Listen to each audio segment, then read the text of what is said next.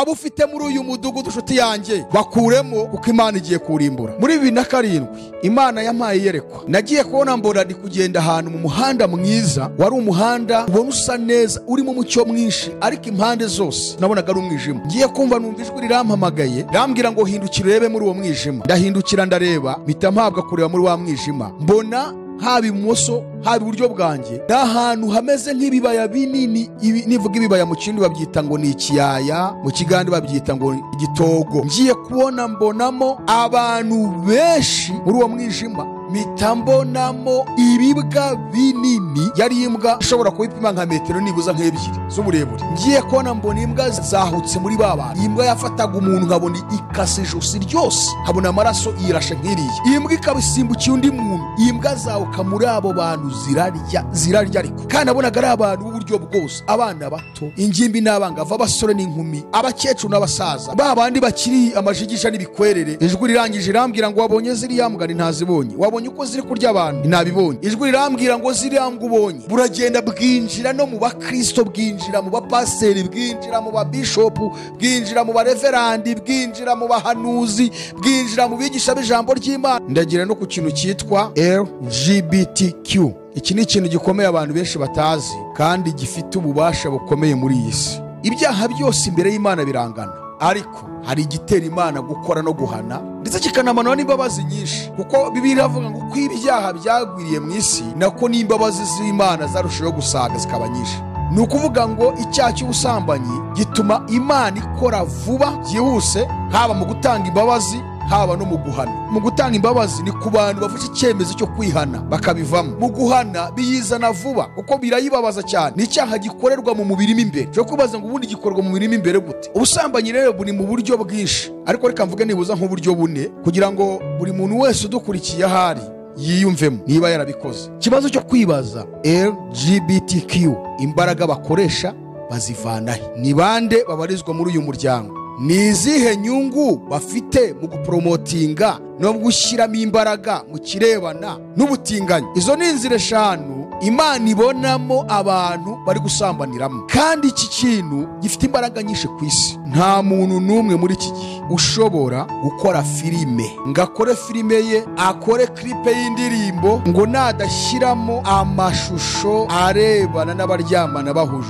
ibitsina, ngo iyo ndirimbo ye cyangwa iyo filime ye irenga umutaru ku buryo yagira kuri aya masoko akomeye mpuzamahanga. Isoko ryitwa Hollywood murayizi. Bari mu kwezi kwa 2005 nibwo igihugu cy'Ubwongereza cyakuyeho itegeko rihana abantu baryamana bahuje ibitsina. Ni ukuvuga ngo muri kinyejana cya 21 igihugu cy'Ubwongereza nicyo cyabaye icyambere mu gukuraho itegeko rihana abantu baryamana bahuje ibitsina. Icyo gihe ubutinganyi bwahise bugira imbaraga mu Bwongereza, kugeza ubwo hari n'umugabo w'umumisiyoneri. Uwo misiyoneri yaje mu Rwanda aza ngo gufasha abana b'imfubyi, abapangira imishinga. Muri abo bana b'imfubyi nanjye nari ndimo. Icyo gihe u Rwanda rumaze kubivumbura, umva bamuhaye amasaha 28 wavuye mu gihugu cy'u Rwanda. Ahubwo ubu ndavuga kera nyine muri icyo gihe, naho si uyu munsi u Rwanda ko rwabyemeje, za mbwa zari zitaramanuka, naho ubu zaramanutse. Mu Bufaransa mu 1791 nibwo bavanye iri tegeko ku itariki 11 z'ukwezi kwa 10 buri ngarukamwaka muri Leta Zunze Ubumwe za Amerika.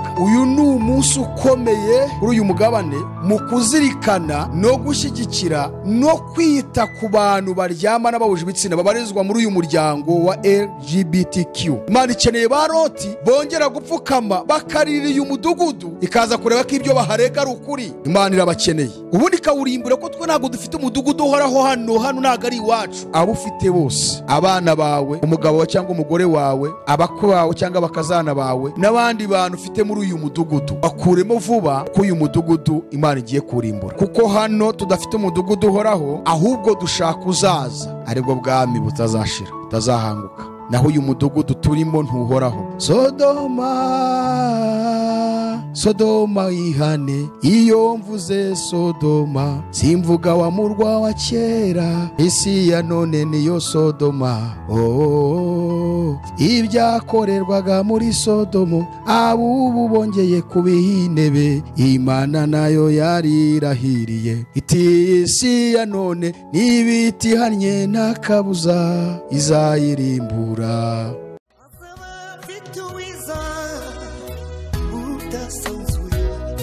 azaba afite ingororano yo guhema buri wese guhana n'imirimo yakoreye hano ku isi. Nawe nshuti yanjye aza kwambika ikamba. Amahoro y'Imana nabane namwe mwese aho muri mu bihugu bitandukanye ku migabane yose iri hano ku isi. Hanyuma turasuhuza n'abadukurikiye mwese kuri AYALONI TV mubana natwe muri aya materaniro yo ku cyumweru. Tubahaye ikaze rero mwese, mwimvemo ikaze. Turashimira Imana kuko itwemereye kongera kuza muri aya materaniro kuboneka. Imana yarinze ubugingo bwacu, irinda impagarike yacu, turindira imiryango, none twemere kongera kuza imbere yayo. Imana ihabwe icyubahiro cyane. Ndashaka yuko tubanza tukaririmba mbere yuko tuganira ku ijambo ry'Imana. Turambure Bibiliya, turambure igitabo cy'indirimbo.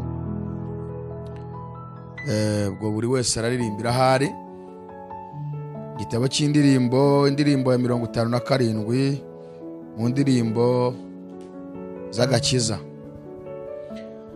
Umukiza wacashobora kutunezeza mw'isi, atuyobora kubw'ubuntu, ni uduhaza ibyiza.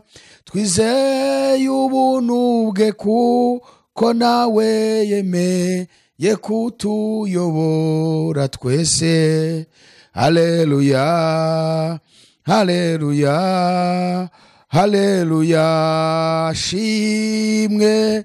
Twizeye ubuntu bwe kuko nawe yemeye kutuyobora twese.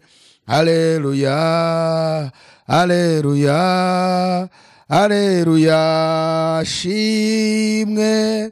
Ni byiza gukunda iyo Mana kuko yaducunguye, kandi ni byiza ko mbuwayo bindinda kuzimira.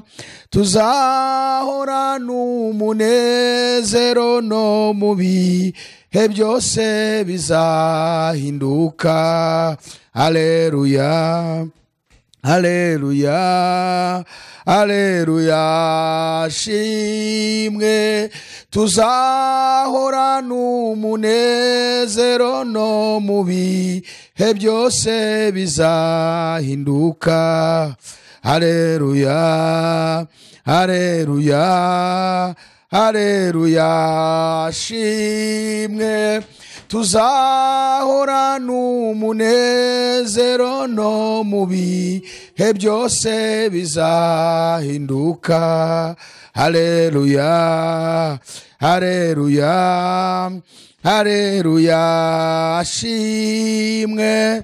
Iyo tugeragejwe kenshi mu mwijima w'iyisi, tumenya kw'ibyo byose mw'isi hari iby'igihe gito.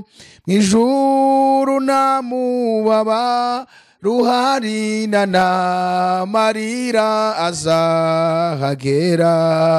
Haleluya, haleluya, haleluya, shimwe. Mw'ijuru nta mubabaro uhari, n'amarira azahagera. Haleluya, haleluya, haleluya, shimwe. Tureke kwiganyira kenshi kubw'inzu n'ibyo kurya, kuko ibyo byose tubihabwa kubw'ubuntu bw'Imana. Atuyobora mu nzira yose, kandi twikorerera imitwaro.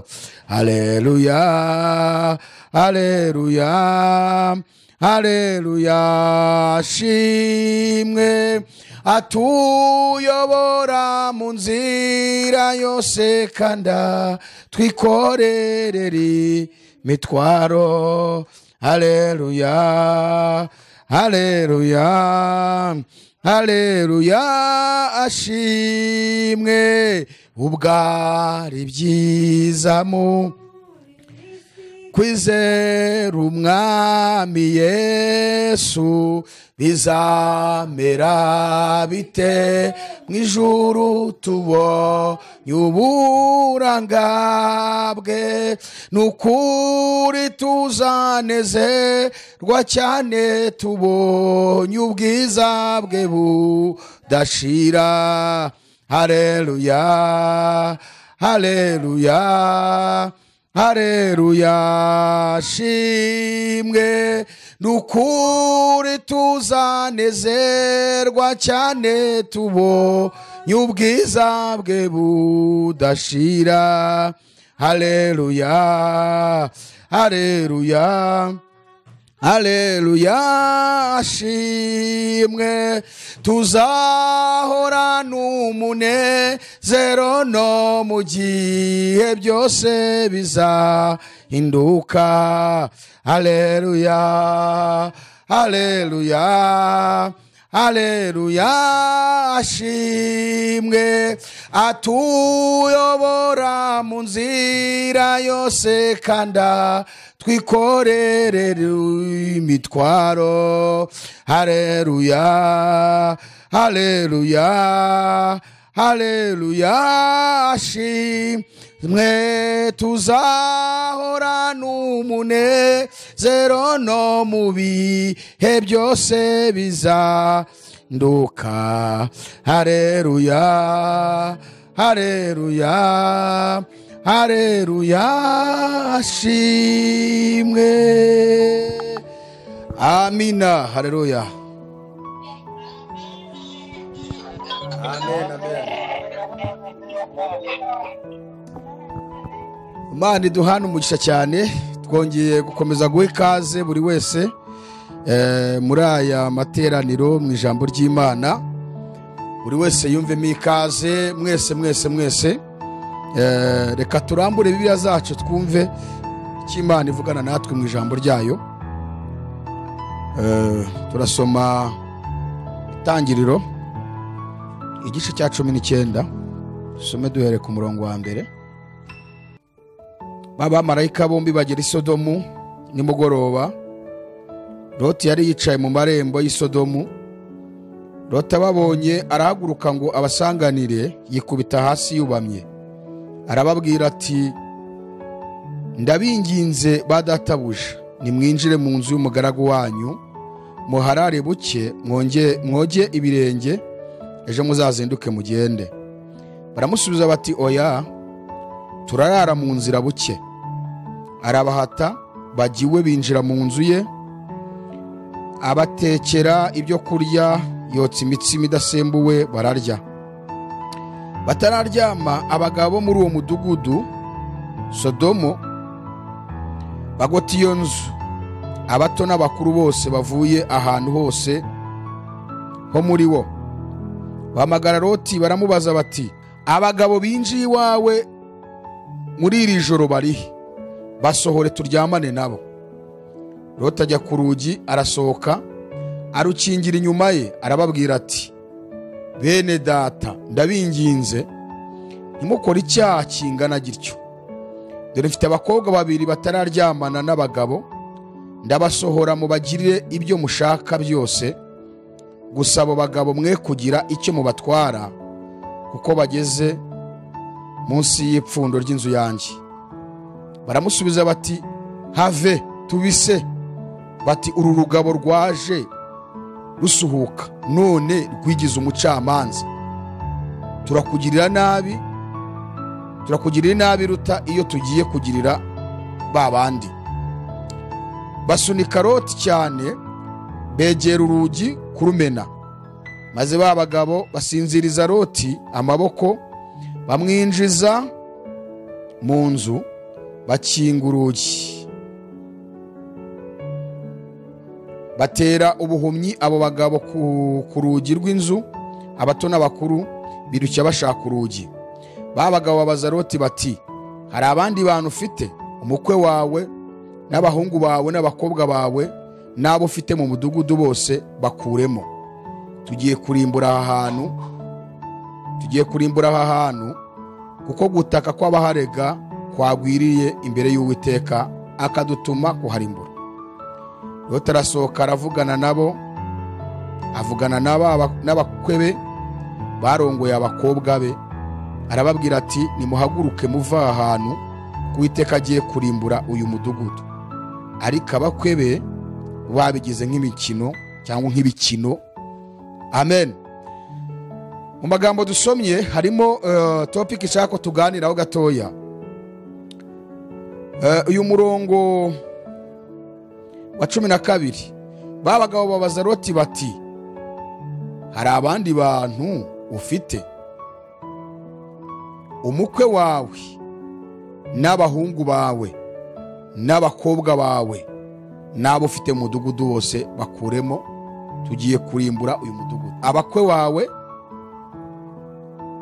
n'abahungu bawe n'abakobwa bawe ngo n'abandi bantu ufite muri uyu mudugudu bakuremo, kuko tugiye kugira gute? Kuwurimbura. Ndashaka tuganira ijambo rivuga ngo bakuremo, kuko Imana igiye kuharimbura. Mu izina ryande rya Yesu. Bakuremo cyangwa se tubakuremo, kuko Imana igiye kurimbura uyu mudugudu. Bandiko rwa mbere barandikiye Abakorinto ibice 6 umurongo wa 18 wa 19 haravuze ngo muzibukire gusambana. Ibindi byaha byose umuntu akora bikorerwa inyuma y'umubiri, ariko usambana abakoze icyaha cyo mu mubiri we. Mbese ntimuzi yuko imibiri yanyu ari insengero z'Umwuka Wera uri muri mwe, uwo mufite wavuye ku Mana, kandi ntimuri abanyu ngo mwigenge, mwaguzwe igiciro. Nuko rero mutume imibiri yanyu ihimbaza Imana. Amen. Bakuremo, kuko uyu mudugudu Imana igiye kugira gute? Ndashaka gusobanura gatoya ku byo turimo kubona muri iyi minsi ya nyuma, kandi Imana ishaka yuko twebwe nk'itorero abo yahamagaye ko duhaguruka tugakuramo abakwe bacu, abana bacu, abandi bandutse muri umudugudu, kuko Imana igiye kugira gute? Kuwurimbura. Kandi ibimenyetso turabibona byinshi biduhamiriza neza yuko uyu mudugudu Imana igiye kuwurimbura. Umudugudu uvugwa ni uwuhe? Umudugudu uvugwa ni iyi si turimo. Niyo mpamvu umwanditsi w'Abaheburayo yaravuze ngo kuko tudafite icumbi, tudafite inyubako muri uyu mudugudu. Reka mpabasomere. Iyo tuvuze umudugudu turavuga iyi si, kubera ko Sodomo na Gomora ni igishushanyo cy'ibibi biri gukorwa muri iki gihe mu isi yose. Kandi iyo twitegereje tukareba tubona ko koko birimo kubera muri iyi si birenze ibyaberaga Sodomo ni Gomora. Sodomo ni Gomora hinjiye umwuka w'ubusambanyi ukomeye, kugera ku rwego rw'uko abana bato mu myaka 6 bari bazi ikirebana n'ubusambanyi. Ibonano mpuzabitsina bari babisobanukiwe. Ingimbi n'abangavu mu myaka 13, 14, 15 babikoraga, babigiraga nk'imikino imibonano mpuzabitsina. Abasore n'inkumi byari ubusambanyi, abubatsi ingo byari ubusambanyi, ibikwerere ndetse n'amajigija, ubusambanyi byari ibyabo, kugeza ubwo ubusambanyi bwo kuryamana ku bantu badahuje ibitsina bagezeho barabuhaga, bagiraho bendana, abagabo ku bandi, abagore ku bandi, abasore ku basore, abakobwa ku bakobwa. Ibyo bivaho ubusambanyi burabarenga, bagera no basambana n'inyamaswa. Sodomo na Gomora rero ni igishushanyo cy'ibibi byose birimo kubera muri iyi si ya none, muri uyu mudugudu turimo muri iki gihe. Kadusome muri wa murongo nari mbabwiye, Abaheburayo umwanditsi yaravuze ngo 13 Abaheburayo umurongo wa 14 aravuze ngo kuko hano tudafite umudugudu uhoraho ahubwo dushaka uzaza. Amen. Abaheburayo 13 umurongo wa 14. Kuko hano tudafite umudugudu uhoraho ahubwo dushaka uzaza, aribwo bwami butazashira butazahanguka. Naho uyu mudugudu turimo ntuhoraho. Niyo mpamvu insanganyamatsiko turi kuganiraho uyu munsi iravuga ngo abo ufite bose, abana bawe, umugabo wawe cyangwa umugore wawe, abakwe bawe cyangwa bakazana bawe, n'abandi bantu ufite muri uyu mudugudu, bakuremo vuba ko uyu mudugudu Imana igiye kurimbura. Ibi ni inshingano kandi duhawe twese nk'itorero nk'abana b'Imana. Imana imiratuma mwibuka yuko uyu muryango wa AFGMI mu kwiga Bible study, ngira ngo abadukurikiye kuri AYALONI tugira ishuri rya Bibiliya, twiga ishuri 3 mu cyumweru, kuwa mbere, kuwa gatatu ndetse no kuwa gatanu, ndetse aho turimo gutegura abakristo kugira ngo bahaguruke bajye gukura abantu muri uyu mudugudu. Turi mu cyo bita misiyoloji. Iyo abantu bashatse kutujoininga babanza gufata icyemezo cyo kuva mu madini. Utarava mu idini ntago twabana nawe, kubera yuko nubundi kukugaburira ibyo ugenda ukarukira cyangwa bakabikurutsa ugeze mu idini nta kiba bimaze. Iyo umaze kubibwirwa usubira mu idini bakabikurutsa, kandi babikurutsa bifashishije izindi nyigisho zitarimo agakiza urimo kumvirayo. Bisaba rero kubanza kuvayo, ukabanza ukaza ukicara ukarya indyo yuzuye igufasha mu rugendo, nawe ukajya gukura abandi muri uyu mudugudu, kuko uyu mudugudu turimo ntabwo uhoraho ahubwo dushaka undi uzahoraho. So rero iyo ushaka kutujeninga ureba aho ngaho mu kiganiro uri gukurikira, ukareba muri screen yawe hasi muri description urasangamo link ya WhatsApp, uramanuka mu ntego za AYALONI TV hanyuma ukirikeho tukwakire. Ariko wamaze gufata icyemezo cyo kuva mu idini, kuko ntabwo twebwe turi kumwe n'abanyedini, ahubwo turabwira abanyedini kurekura kugira ngo baze dufatanye gukura abantu muri uyu mudugudu, kuko uyu mudugudu Imana igiye kurimbura. So kubw'iyo mpamvu ndashaka kuvuga gatoya ku kintu kirebana n'ubusambanyi buriho muri iki gihe. Nimara kuvuga ku busambanyi ndagira no ku kintu cyitwa LGBTQ. Iki ni ikintu gikomeye abantu benshi batazi kandi gifite ububasha bukomeye muri tubifata nk'ibintu byoroshye ariko ntabwo ari ibintu byoroshye. Ubusambanyi akenshi abantu bakunda kubwitiranya, kandi tubonyeho Pawulo avuze ngo muzibukire gusambana, kuko ibindi byaha byose umuntu akora ngo bikorerwa inyuma y'umubiri, ariko icyaha cy'ubusambanyi gikorerwa imbere mu mubiri. Ibyaha byose imbere y'Imana birangana, ariko hari igitera Imana gukora no guhana ndetse kikanamanura n'imbabazi nyinshi, kuko Bibiliya iravuga ngo uko ibyaha byagwiriye mu isi nako n'imbabazi z'Imana zarushaho gusaga zikaba nyinshi. Ni ukuvuga ngo icyaha cy'ubusambanyi gituma Imana ikora vuba byihuse, haba mu gutanga imbabazi haba no mu guhana. Mu gutanga imbabazi ni ku bantu bafashe icyemezo cyo kwihana bakabivamo. Mu guhana biyizana vuba kuko birayibabaza cyane. Ni icyaha gikorerwa mu mubiri imbere. Cyo kubaza ngo ubundi gikorwa mu mubiri imbere gute? Ubundi wabona wiba, iyo wiba uri gukoresha amaboko, ingingo zawe zose, cyane ko ubitekereza uri, ariko iyo ubigezemo ntabwo ibitekerezo byawe biba bikibikora cyane. Ubusambanyi, imibonano mpuzabitsina, ni ikintu umuntu akora akoresheje ibitekerezo bye, ugatangira mu bitekerezo ugasoza mu bitekerezo. Ubusambanyi rero buri mu buryo bwinshi, ariko reka mvuge nibuza nk'uburyo bune kugira ngo buri muntu wese udukurikiye ahari yiyumvemo niba yarabikoze. Hari ubusambanyi bwo mu bitekerezo, ugasanga umuntu ni umusambanyi wuzuye pire mu bitekerezo bye, ararana n'abagabo akirirwana n'abagabo, arana n'abagore akirirwana n'abagore, yaba ari mu kazi, mu mutwe we ni ubusambanyi bwibereyemo gusa. Uwo rero ararenze, kuko imbere y'Imana ameze nk'abadayimoni. Hari ubusambanyi bwa kabiri bukorerwa mu maso, mu kureba. Igihe cyose urimo kureba, ukareba umugore w'abandi nk'uko Yesu yabivuze, cyangwa ukareba umugabo wandi ukamwifuza, Bibiliya iravuga ngo wamaze gusambana. Ubutumwa bwiza uko bwanditswe na Matayo igice cya 5, ni Yesu wabyivugiye we ubwe. Igice cya 5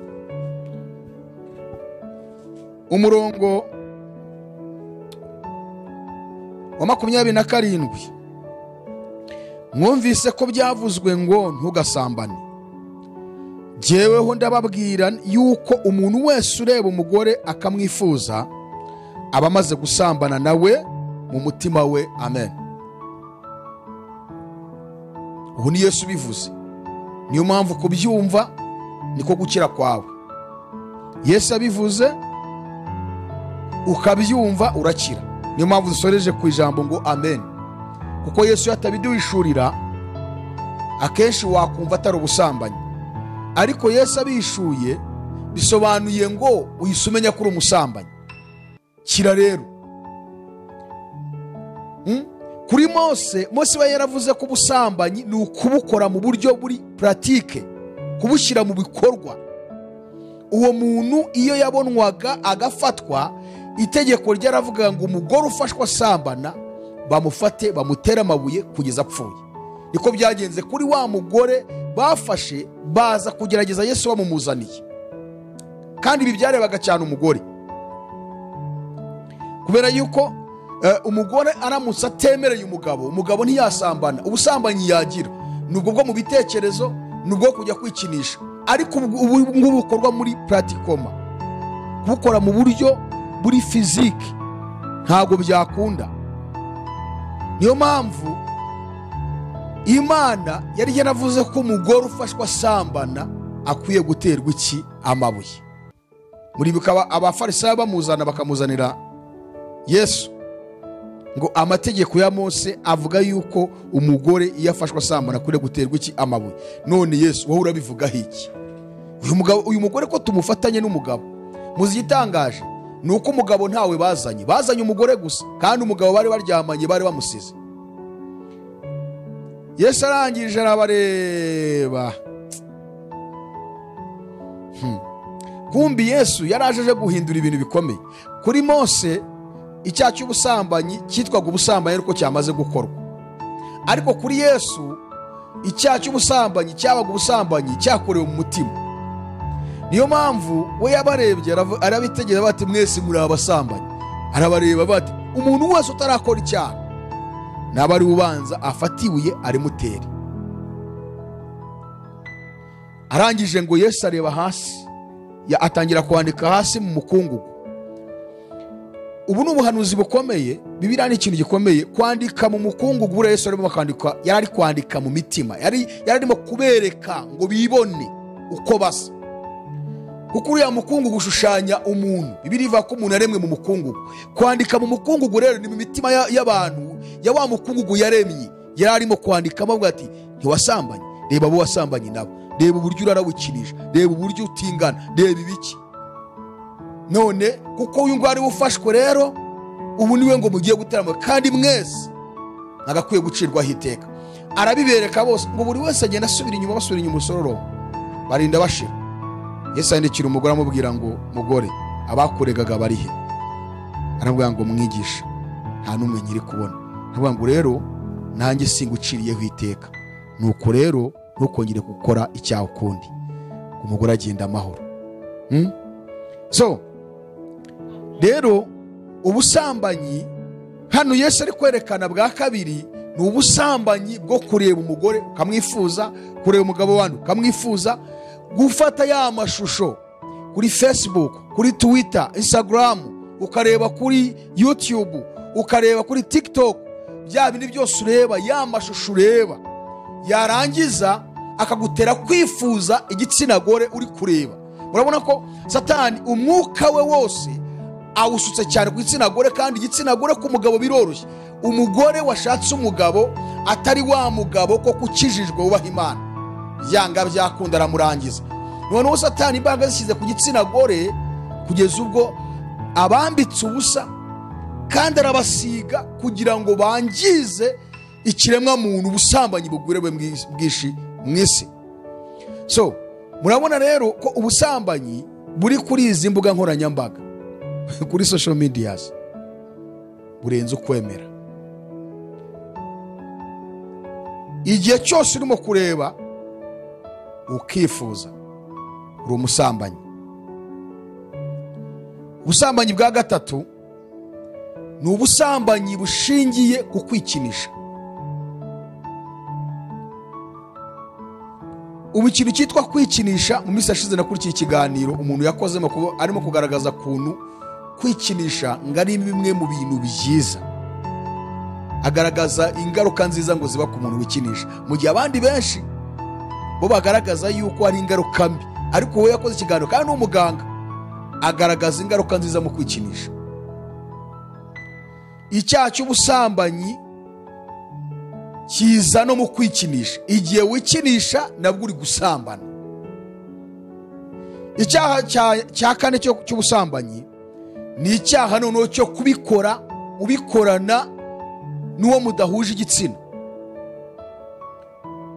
Tuvuga urateresa umukobwa, uri umusore, ntimuranashakana, cyane ko urukundo ruba muri iyi minsi ni urukundo rwa ambiance, ni ukwenjoyinga, ni ukuryoshya, ni ukuryama. Niyo mpamvu abana mu myaka 15, 16 buri wese bafite uwakundana nawe. Kera ababyeyi bacu bakundanaga bagiye gushakana, ariko uyu munsi ngo nta musore, nta mwana ugeze mu myaka 16, 17 mukwiye kuba adafite sheri we. Uwo ni umwuka w'ubusambanyi. Ubusambanyi buruzuye ku isi. Ubu rero nibwo abantu benshi bari bazi, ariko murebe uburyo abantu buzuye ubusambanyi. Reka nongeraho n'icya gatanu cy'ubusambanyi, icyaha cy'ubuhehesi. Iyo uri guheheta buryo uri gusambana. Izo ni inzira eshanu Imana ibonamo abantu bari gusambaniramo, kandi iki kintu gifite imbaraga nyinshi ku isi. Muri 2007 ndabyibuka, muri 2007 Imana yampaye yerekwa. Nagiye kubona mbona ndi kugenda ahantu mu muhanda mwiza, wari umuhanda ubona usa neza, urimo umucyo mwinshi, ariko impande zose nabonaga ari umwijima. Uwo muhanda ndi kugendamo ari umuhanda mwiza urimo umucyo mwinshi. Noneho ko nagendagamo njyenyine numva mfite ubwoba kubera impande zanjye hari umwijima. Ngiye kumva numva ijwi rirampamagaye, rambwira ngo hindukira urebe muri uwo mwijima. Ndahindukira ndareba, mpita mpabwa kureba muri wa mwijima. Mbona haba ibumoso haba iburyo bwanjye n'ahantu hameze nk'ibibaya binini. Nivuga ibibaya mu kindi babyita ngo ni ikiyaya, mu kigande babyita ngo igitogo. Ndabonaga ari ibibaya binini cyane. Ngiye kubona mbonamo abantu benshi muri uwo mwijima. Muri uko kubonamo abantu mpita mbonamo ibibwa binini. Yari imbwa ishobora kubipima nka metero nibuza nk'ebyiri z'uburebure. Ibibwa binini, nimbabwira binini 2007 nibwo Imana yampaye iryo yerekwa. 2007 ngiye kubona mbona imbwa zahutse muri babana. Imbwa yafataga umuntu nkabona ikase ijosi ryose, nkabona amaraso irashe nk'iriya. Imbwa ikabisimbukiye undi muntu. Imbwa zawuka muri abo bantu zirarya ariko. Kandi nabonaga ari abantu b'uburyo bwose, abana bato, ingimbi n'abangavu, abasore n'inkumi, abakecuru n'abasaza, babandi bakiri amajigisha n'ibikwerere. Ubwo bavuze abajigisha n'ibikwerere ni abantu bagize mu myaka 45. Abagabo ni ibikwerere, abagore ni amajigisha. Icyo ni ikinyarwanda cyacu, sizi mu kindi uko mubita. Abageze muri iyo myaka 45, 50, aho ngaho nyine bataninjira mu gihe cy'ubusaza. Zarabariye nkajya mbona amaraso ari aturika mu kirere gusa. Ubwo buramfata. Ijwi rirangije irambwira ngo wabonye ziriya mbwa? Ntazibonye. Wabonye uko ziri kurya abantu? Ntabibonye. Ijwi rirambwira ngo ziriya mbwa ubonye ngo ni ubusambanyi bwinshi ngo bwinjiye mu isi. Ngo Satani asutse ubusambanyi bukomeye mu isi. Kandi ijwi rirambwira ngo ubwo busambanyi ngo ntabwo buzarobanura umuntu uwo ari we wese, kuva ku mwana mutoya utangiye kujijuka kugeza ku mukecuru n'umusaza. Zarabatanyaguye, kandi kuko nanjye nabirebesheje amaso. Bene ukuntu nabibonaga, uburyo nabibonaga, ubwoba bwarafashe uburyo zaryaga abantu.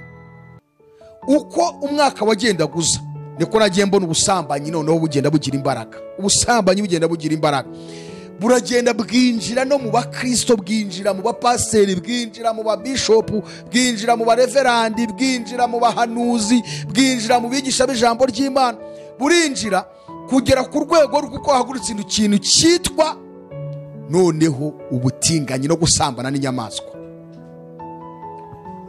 Ubusambanyi ku isi yose, ubu ikintu cyitwa gusambana bimaze guhinduka umukino. Ni umukino, kandi ibi bibyutsa umujinya w'Imana bikawucana. Ibi ngibi iyo tubivuze ab'isi badufata nk'abasazi, batubona nk'abantu tutazi n'ibyo turimo. Ariko gusambana ni umukino pe. Ibi mbabwira, gusambana ni umukino. Byahindutse ibintu by'imikino. Abo ufite muri uyu mudugudu, abakwe bawe, abahungu bawe n'abakobwa bawe, n'abandi bantu ufite muri uyu mudugudu, nshuti yanjye, niba koko wumvise ubutumwa, bakure muri uyu mudugudu, kuko uyu mudugudu Imana igiye kutwika, igiye kuwurimbura. Bakure muri uyu mudugudu. Igihe kirageze kugira ngo twebwe abahamagawe n'Imana twamaze kumenya ukuri, duhaguruke tubwire abantu bave muri uyu mudugudu, kuko uyu mudugudu Imana igiye kurimbura.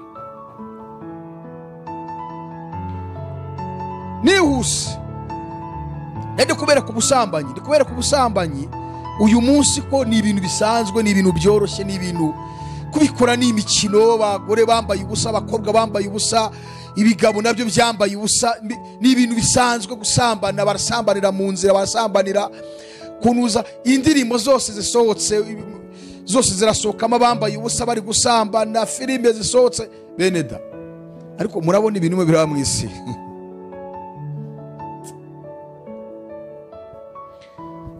Reka nihute mvuge gatoya ku kintu kirebana n'ubusambanyi bw'abaryamana bahuje iki?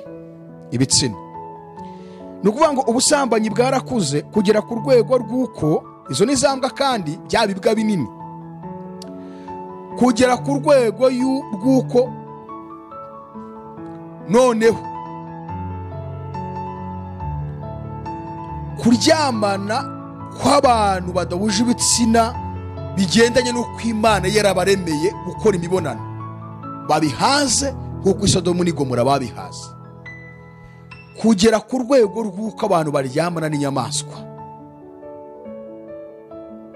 Njya mbikurikirana mu bihugu by'Uburayi kubera umurengwe bagize, za Amerika, za Aziya, gasanga umugabo ejo bundi yarubona abonye umugore wakoranye ubukwe n'imbwa, imbwa ndende, bagiye no gusomana, imbwa irahaguruka ihagarika amaguru abiri, barasomana. Yewe reka tujye duseka, ngo akabi gasekwa nk'akeza. Ukabona umukobwa yifitiye injangwe ye, yifitiye imbwa ye, arayitoza gukora imibonano, bajye baryama. Mu Rwanda njya mbikurikira, ejo ukajya kukumva ngo umuntu ngo yaryamanye n'itungo, ngo ni inka ye, ubundi ngo yaryamanye n'ihene.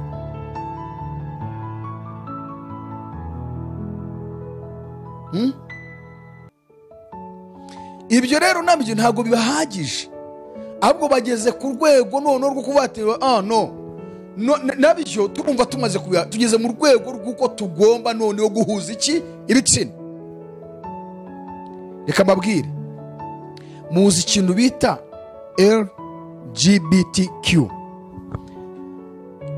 Mu by'ukuri iyo witegereje muri iki gihe cya none, nta muntu n'umwe muri iki gihe ushobora gukora filime muri bano bantu bakomeye ibihugu bya kure, cyangwa nishaka bivuga muri ubu buryo, ngakore filime ye, akore clip y'indirimbo, ngo nadashyiramo amashusho arebana n'abaryamana bahuje ibitsina, ngiyo ndirimbo ye cyangwa iyo filime ye irenga umutaru ku buryo yagira kuri aya masoko akomeye mpuzamahanga. Isoko ryitwa Hollywood murayizi, ni isoko ripromotinga cyane ibi bintu by'amafilime, ibintu by'indirimbo zikomeye. Niyo mubona mu kintu cyitwa muzika, ubu basigaye hazamo indirimbo zose aba bahanzi bakomeye b'Abanyamerika baki bose, byanga byakunda agomba kubonekamo ikintu cyitwa ubutinganyi. abaryamana bahuje iki ibitsina. Kandi sawo honyine, ubu bigeze ku rwego rw'uko nta munyapolitike, nta mupasitoro cyangwa se umwaposo ufite ijwi wa wundi uvuga kumvikana akumvwa, cyangwa ukaba afite icyo bita mega church, cya kidini kirimo abantu barenga 10,000-20,000. Ntabwo bishoboka atabanje kuba umutinganyi. Abahanuzi barabahanuzi kugira ngo umuhanuzi wemewe nukugomba kuba iki umutinganyi.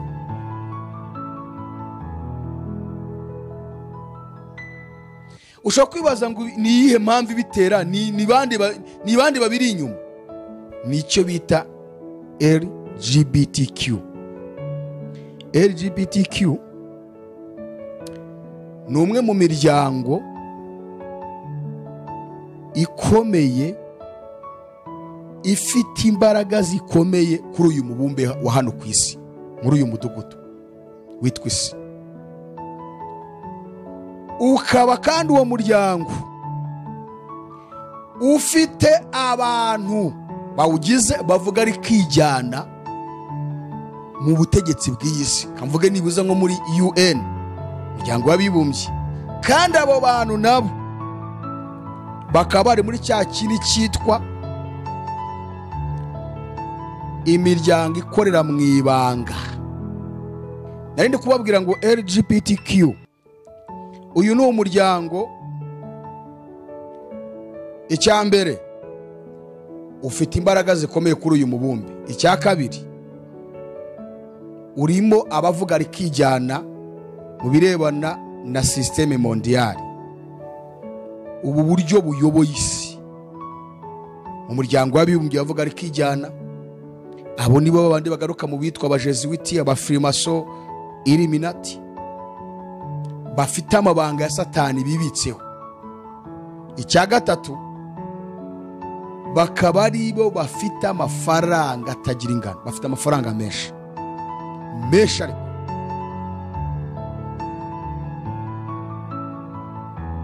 aya mafaranga niyo bari mu gukoresha nyine. Kibazo cyo kwibaza, LGBTQ imbaraga bakoresha bazivana he? Ni bande babarizwa muri uyu muryango? Ni izihe nyungu bafite mu gupromotinga no gushyiramo imbaraga mu kirebana n'ubutinganyi? Ibavuze L babavuze lesbienne, hakaba icyo bita gay, hakaba icyo bita iriya B bavuga bisexual, hakaza icyo bita transgender, hakaba n'icyo bita Q isobanura questioning. Ndagira mbisobanure mu Kinyarwanda mu byumve neza. Lesbienne ni abantu b'abagore n'abakobwa ngo biyumvamo bo ubwabo, uko kwiyumvamo kukabategeka, kukabahata kuryamana n'abakobwa n'abagore bagenzi babo. Kabiri, gay ngo n'abagabo nabo bafite ibyiyumvo, ibyo byiyumvo bikabahatiriza, bikabemeza ko bagomba kuryamana n'abagabo n'abasore bagenzi babo.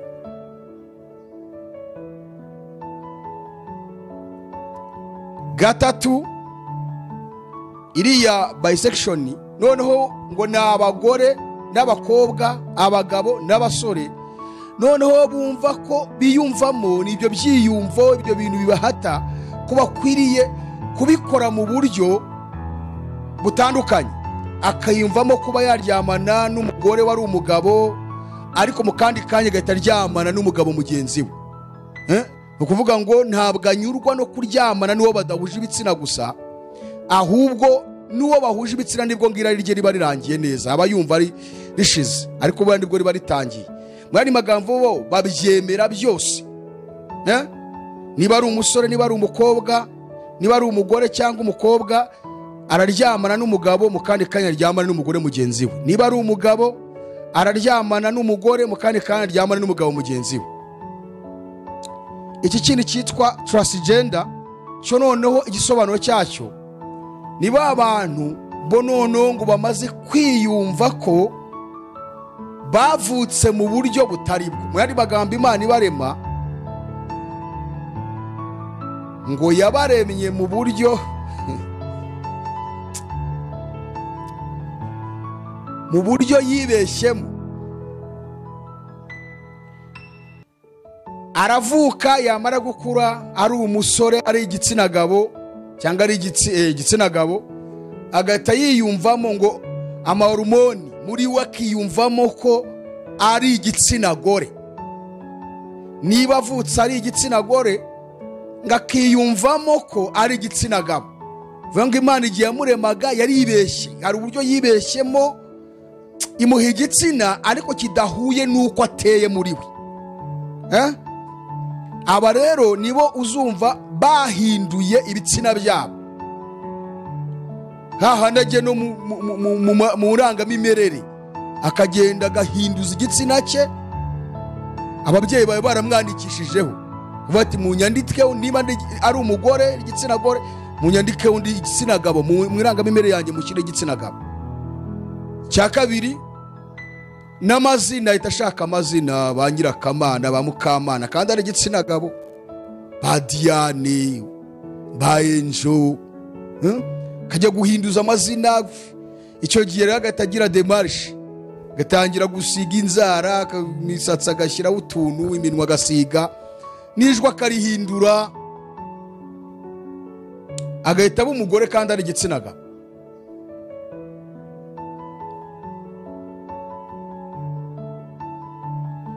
Hanyuma icya kane, iriya Q, ni ba bantu noneho ngo bashidikanya batarabyumva neza ngo basobanukirwe niba bagomba kwiyumvamo ubugabo kandi ari abagore cyangwa bakiyumvamo umugore ari umugabo, ubundi akabona kwinjira muri bya bintu by'imibonano. Baracyabishidikanya, baracyari muri question, ntabwo biraza neza.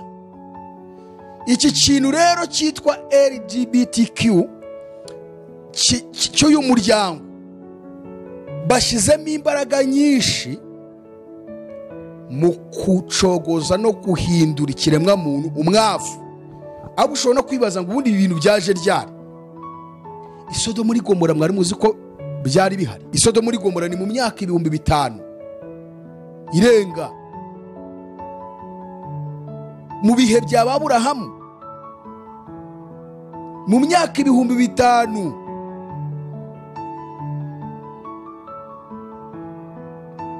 Urumva icyo kintu imyaka kimaze.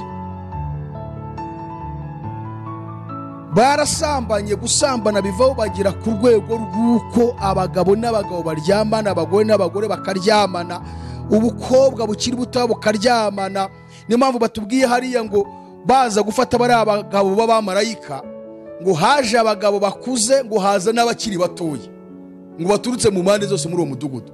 Bivuga ngo n'abatoya bari bageze ku butinganyi barabukoraga.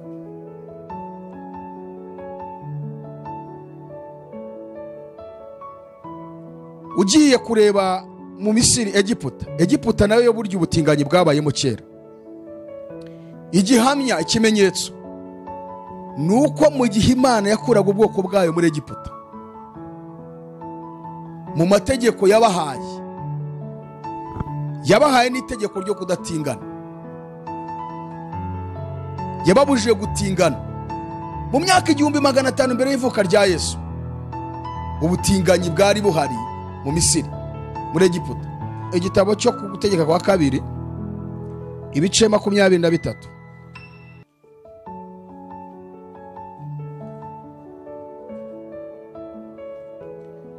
Gutegeka kwa kabiri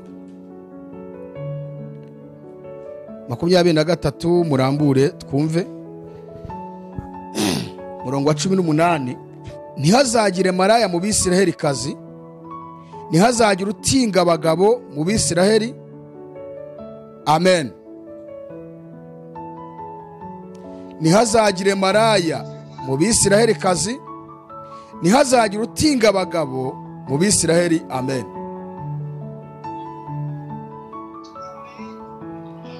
wibaze ko iki gitabo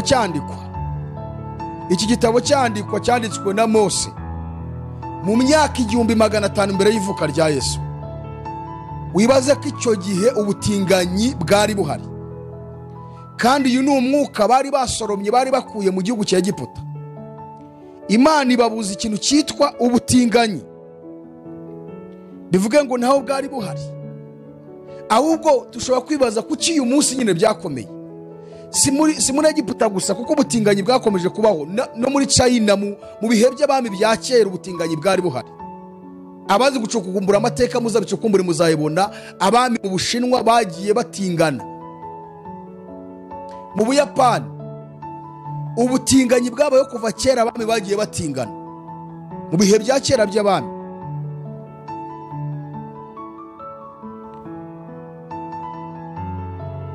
Ndabyibuka muri 2005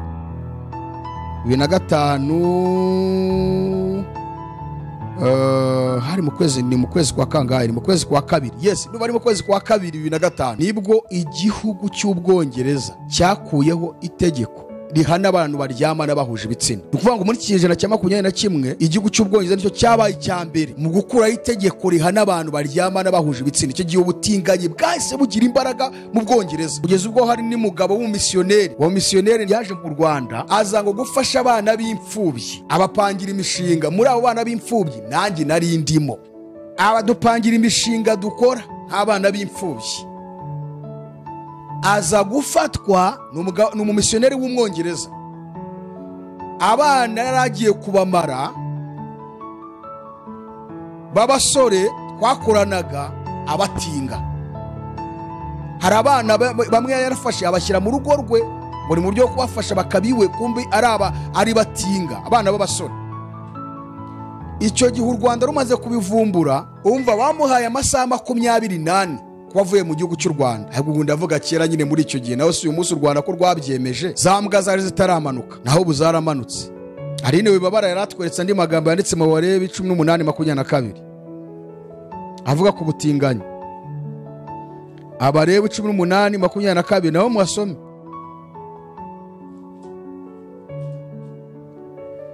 Abarebe 18:22 haravuze ngo ntugatinga abagabo ni ikizira. Amen. Nongera mbibutse ko aya magambo yandi ku gitabo cyandikwa cy'Abarewi ni mu myaka 1500 mbere y'ivuka rya Yesu, cyanditswe n'umugaragu w'Imana Mose. Hanyuma uwo mumisiyoneri yari yaje nko mu misiyoneri, twigaga ijambo ry'Imana, akadupangira imishinga, tukagira ibintu dukora akabipromotinga, akabyohereza muri Amerika, mu Bwongereza, mu bihugu by'Uburayi. Ariko muzi ikintu cyabayeho, kumbi yiherana ubwane marabutinga n'Umwongereza. Nyamabwiye ngo Ubwongereza bwo bwabaye ubwa mbere mu kinyejana cya 21 mu gukuraho itegeko rihana abantu bose baryamana bahuje ibitsina. Mu Bufaransa mu 1791 nibwo bavanye iri tegeko, mu 1791 ku itariki 11 z'ukwezi kwa 10 buri ngaruka mwaka muri Leta Zunze Ubumwe za Amerika. Uyu ni umunsi ukomeye kuri uyu mugabane mu kuzirikana no gushyigikira no kwita ku bantu baryamana bahuje ibitsina babarizwa muri uyu muryango wa LGBTQ. Ni umunsi ukomeye mwebwe abari muri ngira ngo murabizi.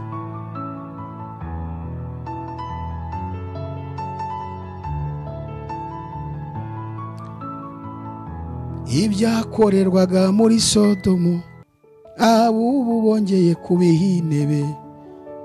Imana nayo yari irahiriye isi ya none n'ibitihanye n'akabuza izayirimbura.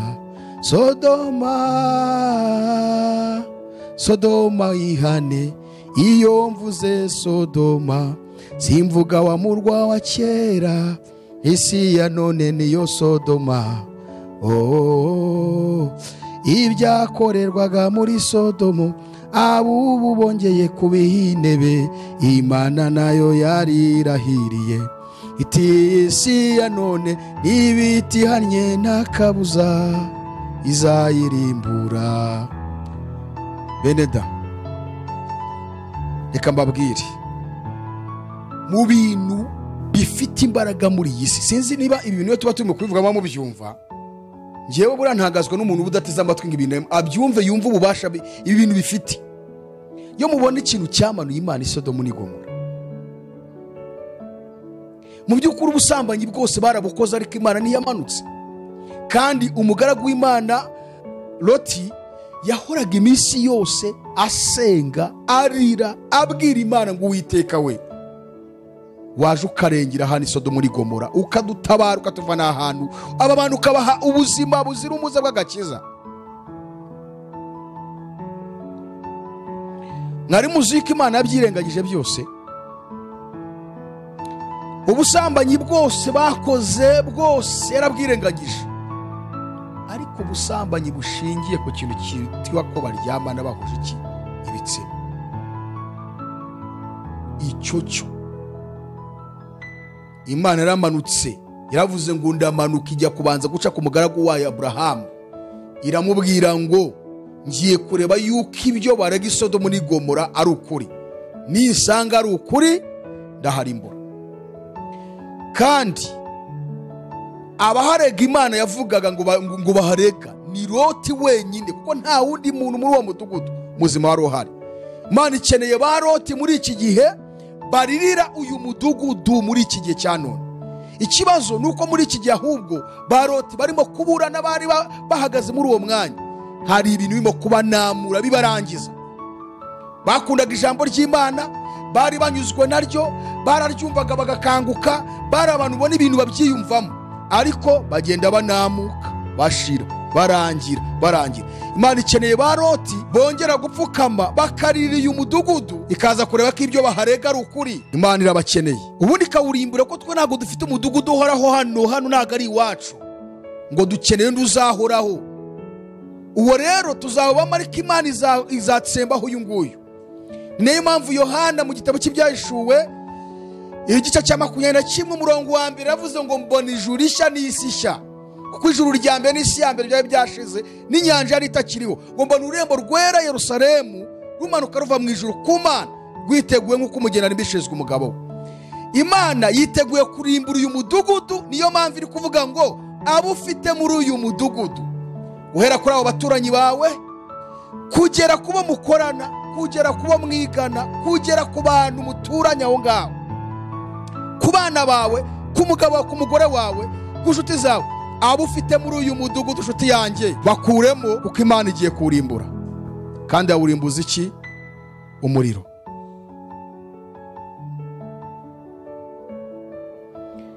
Iki kintu cy'uyu muryango, uyu muryango ni abantu babi bafite uwo bari gukorana nabo, barakorana na Satani.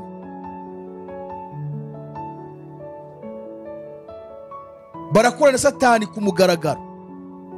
None ngiye nkunda kubaza abantu nkabaza ngo ko dusoma iby'Isodomu n'Igomora muri iki gihe, iyo bavuze Isodomu n'Igomora ni imidugudu ibiri yonyine niyo yarimo ibyo bintu. Ari Isodomu n'Igomora n'uyu munsi muri uyu mudugudu wa none witwa isi, aho burimo biraba byinshi cyane ni hehe. Imbaraga ziri mu iki kintu ni ukuvuga ngo iyi nyigisho nk'uko mubona ab'isi bageze kuri level yo kutabona imbaraga zo kurekura iki kintu ngo bakivemo, ni nako n'abakristo uyu mwuka babuditse ku mutwe kugera ku rwego rwo kubigisha ngo bereke imbaraga zirimo ahantu z'umwanzi. Ubwabo nabo bumva ari ibintu baremereye kubitega amatwi ngo babyumve, bakumva ntabwo biba bushinga ngo bumve bafite ibihe byiza muri bo. Kandi iki kintu ni ikintu gikomeye abizera dukwiye kwiga tukacyumva, ahubwo tugahaguruka tugasenga, tugahaguruka tukabwira abari mu isi muri uyu mudugudu ngo ni muhungi. 2018 nagiye ahantu kwigisha, 2017 kuri Pentecost ya 2017 nari nkiri mu idini ryanjye nahozemo ADPR. Nari mfite semina ahantu mu majyepfo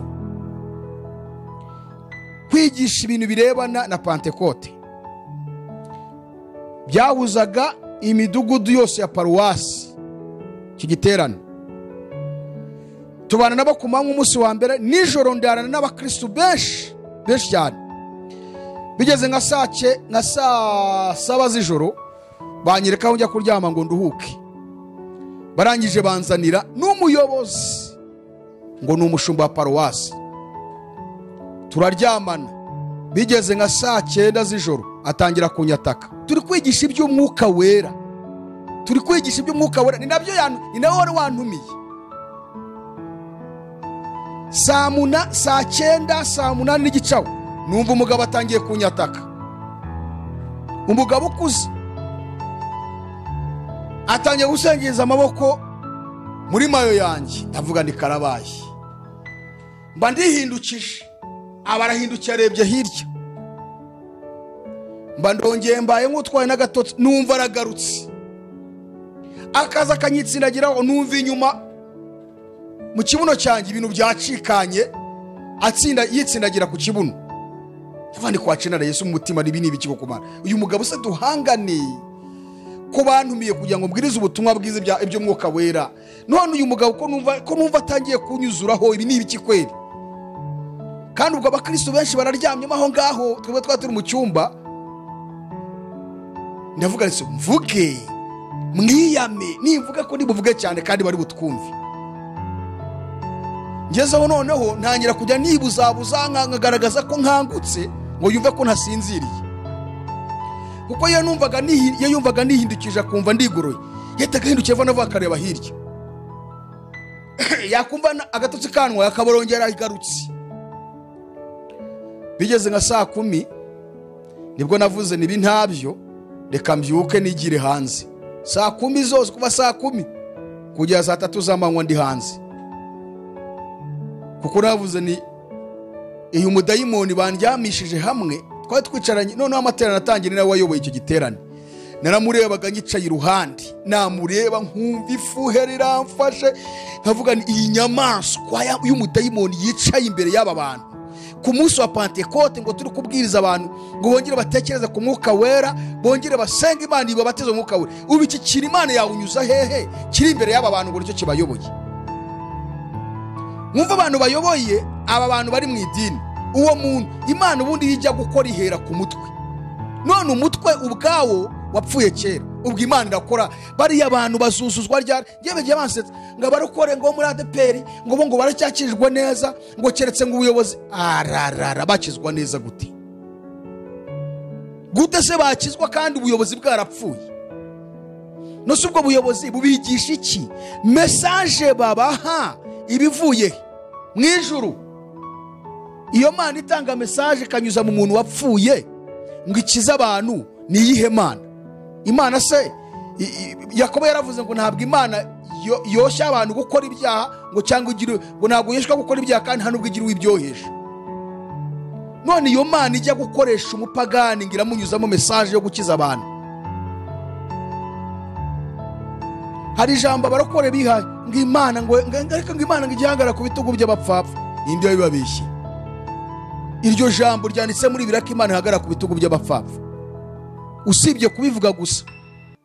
Ariko ngo umuntu ngo yaba n'icyapa, ibyo byose kwitwa kuvuga icyapa no kuvuga ibitugu by'abapfapfa ni ibintu twebwe twivugira, nta hantu Bibiliya bivuga, nta hantu byanditse muri Bibiliya. Muzabishake mu binzane mu ngo ngibaho byanditse ko Imana ijyagara ku bitugu by'abapfapfa.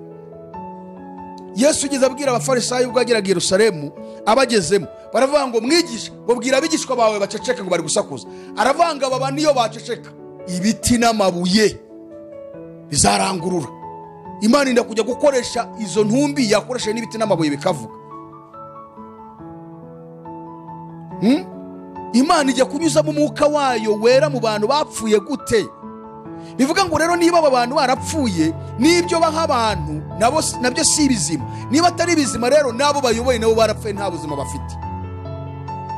Niyo mpamvu bahora baca imanza ngo pasiteri ngo twumvishe ngo wamuteze, ngo pasiteri ngarirwa duca amafaranga. Barirwa muri ibyo gusa ngo barahabwa umwuka wera, bawuvanye. None rero bene data, uwo mugabo sigiye abonye murokoka ndamukira. Ndabyibuka muri 2019 hari ahantu nagiye kwigisha. Aho rero bahera mu gitondo bahanura bakageza nimugoroba, abahanuza basimburana. amateraniro ngo kuwa gatatu bahera mu gitondo bahanura akageza nimugoroba, kandi abantu bameze batya ngo hari ububyutse ngo hari Imana. Ngirira amahirwe mbona umuyobozi warantumiye, arangije igihe rwose arambwira ati vuga iby'Imana yaguhaye. Negishije nk'amasaha 2 nagendera mu masengesho, manza nageze ku munsi wa 8 hari yo kwiyiriza ubusa. Muzabatinganye bihannye aho hantu. Nabwiye abayobozi ni nta muyobozi n'umwe wemere kuza kwatuza aba bantu, ninjye ugiye kubinjiramo mbe yaturize, mwese mutuze. Abatinganyi barihannye. Uwatuye ubutinganyi mubaze nika nkubaze, uri umukristo ahangaha? Ndi kumwongorera ati yego. Ujya kwigaburo ryera ati yego. Atari ku uyu munsi mfashe icyemezo mbivuyemo.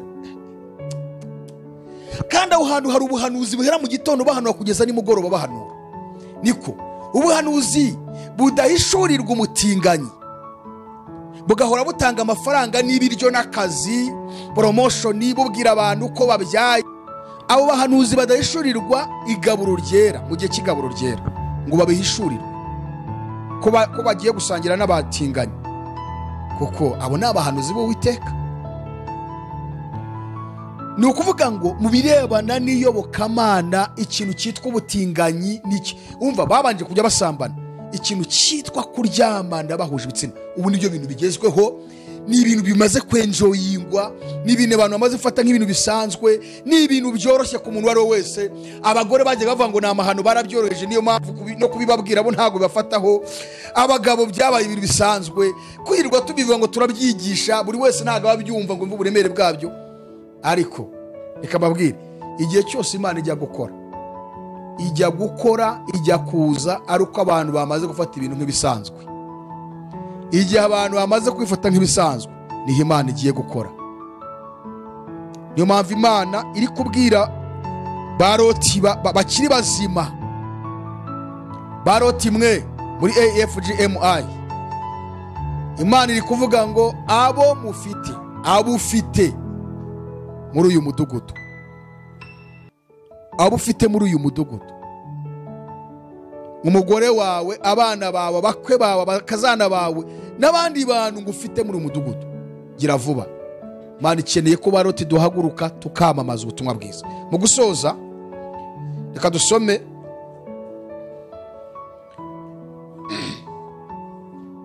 uko Imana igiye gukora. Abaroma igice cya mbere umurongo, rwandiko Paulo yandikiye Abaroma igice cya mbere umurongo 26 kugeza 28.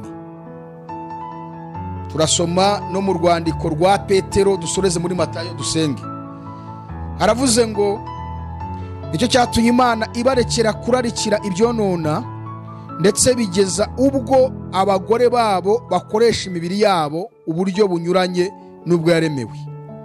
Kandi n'abagabo nuko bareka kugirira abagore iby'imibiri yabo yaremewe, bashyushywa no kurarikirana. Abagabo bagirirana n'abandi bagabo ibiteye isoni, bituma imibiri yabo bagarurirwa ingaruka mbi ikwiriye kuyoba kwabo. Kandi ubwo banze kumenya Imana, nicyo cyatumye Imana ibareka ngo bagire imitima yabaye akahebwe, bakore ibidakwiriye. Imana itugire neza. Dusome mu butumwa bwiza uko bwanditswe na Luka ibice 17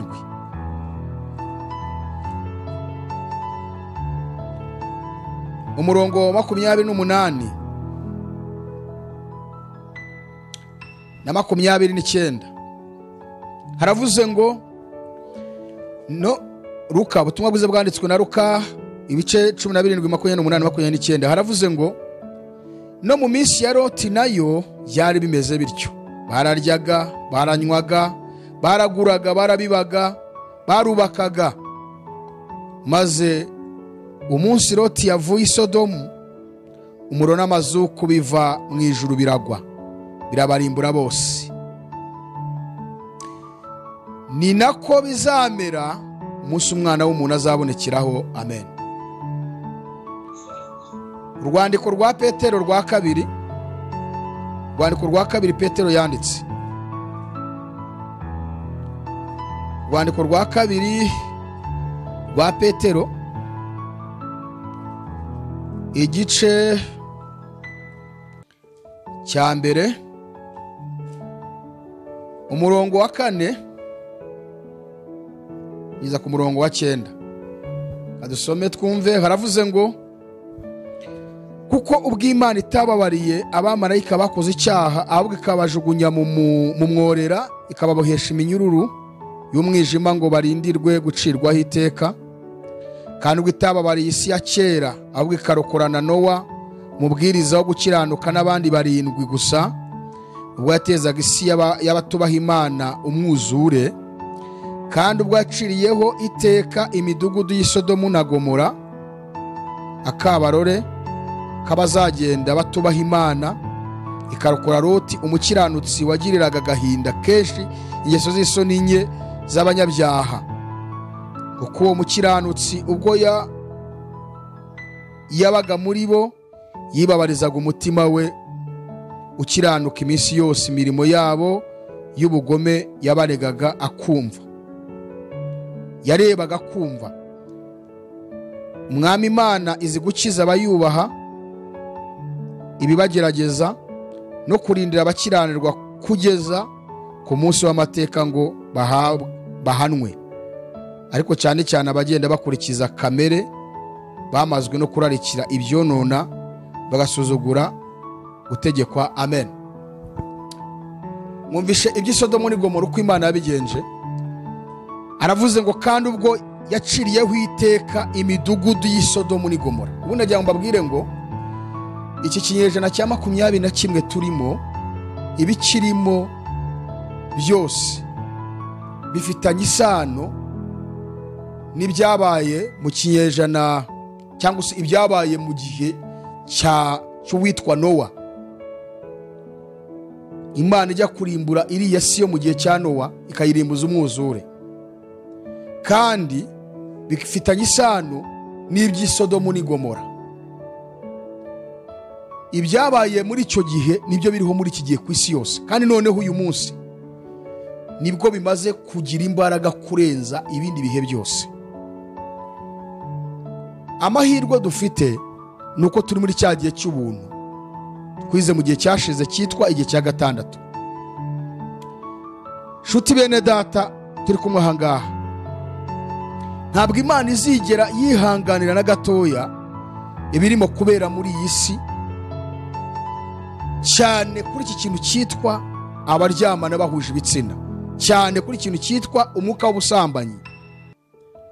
Ibi turabivuga, abantu babifashe nk'imikino nk'uko abakwe ba Loti n'abakazana be babifashe nk'imikino. Si n'abakwe n'abakazana gusa, ahubwo n'abakobwa babifashe nk'imikino nubwo Loti yabajyanye. Ariko ikigaragaza ko bari abapagani nibyo bamukoreye bageze i Sowari ku mudugudu bari bahungiye. Ko biri tubwira yuko bagezeyo ngo bamuha inzoga baramusindisha n'ijoro baryamana nabo. Bo ubwabo nibubahaga Imana, abakwe ba Loti nibubahaga Imana, bose bari abapagani. N'umugore we niyubahaga Imana.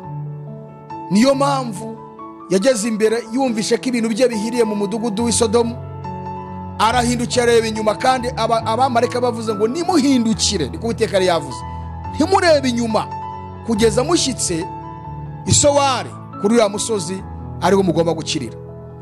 Natwe muri iki gihe nk'abana b'Imana turasabwa kwihuta cyane, tugakura abantu muri uyu mudugudu, tukihuta tudahindukiye tutareba inyuma, nubwo benshi bahindukiye barimo kureba inyuma. Tugatabara abantu tutitaye ku byacu birimo kugenda bipfa. Kuko muzi ikintu cyatumye umugore wa Loti areba inyuma, ni ubutunzi yari afite Isodomu ni Gomora. Muzi ikintu gitumye abari abakozi b'Imana, abari abakristo bazima, abari abanyempano, abigishaga ijambo ry'ukuri, muzi ikintu gitumye basubira inyuma? Nibyo barimo kubona muri iyi si by'ubutunzi barimo kwirukankaho.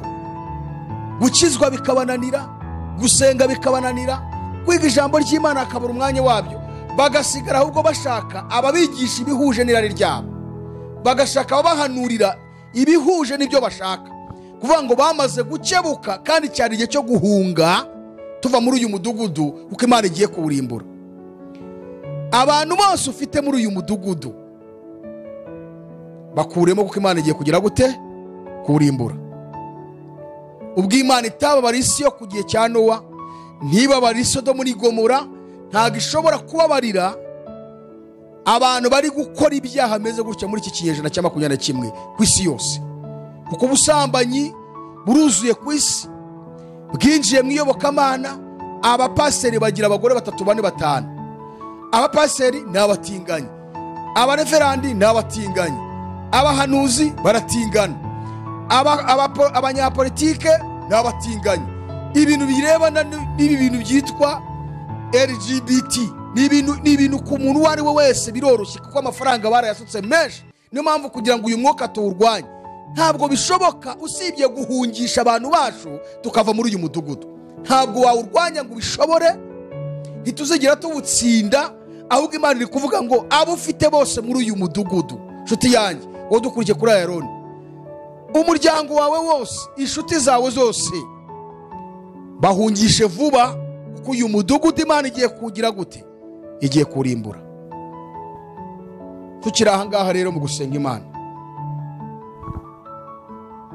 niba uri hano ukaba waratatswe n'uyu mwuka w'ubusambanyi, ariko mwari muzi yuko uyu mwuka gukomera kwawo, muzi yuko umuntu asigaye anaryama uyu mwuka ukamwataka w'ubutinganyi, yari muzima,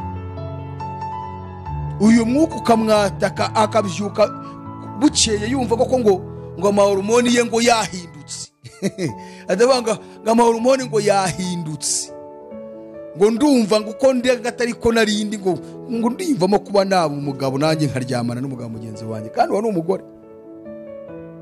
Uyu mwuka ufite imbaraga mu isi muri iki gihe cya none. Murumva dukwiye gukora iki?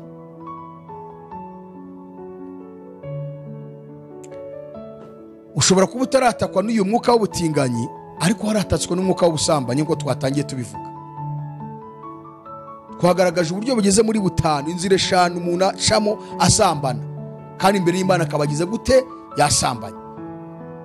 Bushize nababwiye ngo iki cyaha cy'ubusambanyi, umva hari abavugiye bagiye bava mu mabuwate bakava mu ndaya, ariko iki cyaha cyageze naho kidusanga no mu mazu yacu, kidusanga no muri izo nzu zitwa isengero. Abantu barambara ubusa aho ngaho, Pastor Bishop arigisha ari kureba umugore yicaye hari ibibero byose abishyize hanze, akajya gusoza ubusambanyi bwamwuzuye kandi ngari marigisha. Imyambarire, ubu bagore barambara ubusa.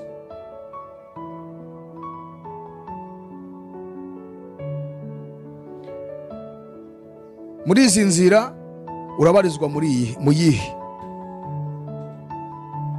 Izi nzira twerekanye z'umuntu asambaniramo. Tugiye gusenga tubwira Imana ngo Mana, dukeneye kugira ngo dushoboze, kugira ngo uyu mwuka w'ubusambanyi bukomeye kugeza ubwo hazamo n'ubutinganyi utatugeraho mu izina ryande rya Yesu. Niturangiza gusenga icyo kintu nuzi ko arafite uwo mwuka w'ubusambanyi, umuveho mu izina rya Yesu. Niturangiza gusengera icyo, turasenga tubwira Imana ngo Mana, dukeneye ko dutera imbaraga nk'izo wateyemo Loti. Niko batubwiye ko ngo abamarayika bamuteye imbaraga ko yari amaze kuzarira, ngo yarazaririyeho gatoda, arazarira kandi Imana umujinya wawe bamaze gukongezwa. Ngo abamarayika bamuteramo imbaraga, baramubwira ngo vuba hungira kuri uriya musozi, gira vuba, ihute, hunga udapfa. Natwe turasenga tubwira Imana ngo Mana, izo mbaraga wateyemo Loti turazikeneye ngo ziduteremo natwe muri iki gihe cya none, kugira ngo tube ba Loti bo muri iki gihe, natwe tubashe guhungisha abantu mu izina ryandi.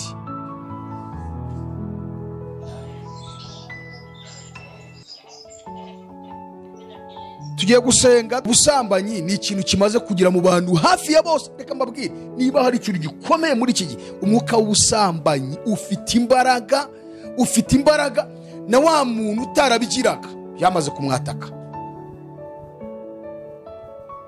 Tugiye gusenga rero, ubwira Imana ngo Mana, mu byo numvise niyumvisemo ko burya nanjye nari umusambanyi. Uri Imana yo kwizerwa ibihe byose. Uri Imana ifite imbaraga. Uri Imana yuzuye impuhwe n'imbabazi nyinshi. Icyakuzanye mu isi waziraga ibyaha byacu, kandi waruteze amaboko uravuga ngo mwese abarushye n'abaremerewe muze musange ndabaruhura. Mwemere ko abagaragu banje munyigireho, kuko ndi umugwaneza kandi noroheje mu mutima. Namwe muzabona uburuhukiro mu mitima yanyu, kuko kunkorera kutaruhije n'umutwaro wanyu utaremereye. Mana, babarira buri muntu wese wamaze kwatakwa n'uyu mwuka w'ubusambanyi. Uwatatswe n'uyu mwuka w'ubusambanyi biciye mu buhehesi, uwatatswe n'uyu mwuka w'ubusambanyi biciye mu busambanyi bwo mu bitekerezo, uwatatswe n'uyu mwuka w'ubusambanyi biciye mu mirebere, uwatatswe n'uyu mwuka w'ubusambanyi biciye mu kwikinisha, uwatatswe n'uyu mwuka w'ubusambanyi biciye mu kubikora mu buryo buri pratique.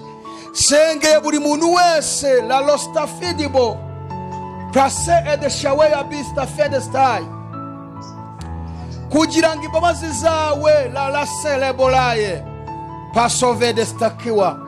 Ingo ziri gusenyuka buri munsi, imiryango iratatanye, abantu kubaka birabananiye kubera uyu mwuka w'ubusambanyi. Uwiteka we byiringiro bizima, mbaraga zabera. Mu bihugu byose ubusambanyi bufite imbaraga. Ubusambanyi buruzuye mu miryango, ubusambanyi buruzuye mu bubatsi ngo, ubusambanyi buruzuye mu bana, ubusambanyi buruzuye mu bategetsi b'isi, ubusambanyi buruzuye mu bitirirwa izina ryawe. Mwami Imana ishobora byose, Imana yumva gusenga, Imana isubiza, Imana yumva bayitakira ku manywa na nijoro. Tubabarire Mwami, tubabarire Yesu. Tutayazera stifa siri bride shiwe yaziribo balo stifa siri mango. Tubabarire Yesu, tubabarire Yesu. Utwuhagire utuboneze uyu mwuka w'ubusambanyi buri wese wagezeho. Amaraso yawe namwuhagira muboneze, amaraso yawe namutunganye, amaraso yawe namuhumanure, amaraso yawe namweze, amaraso yawe namweze.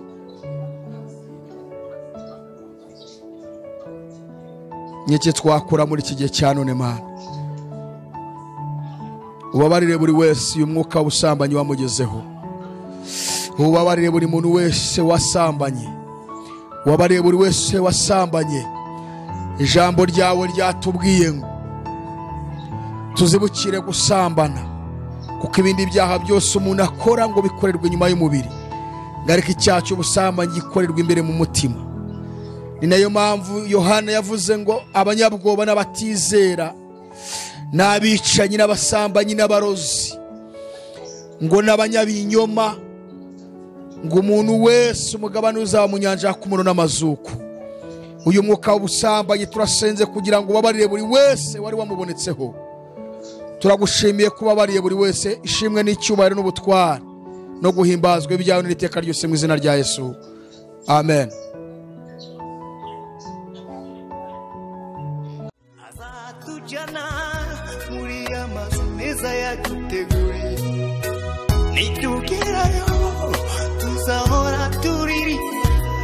Zaba kumwe na Eliya, zaba kumwe na Abrahamu, tuzahora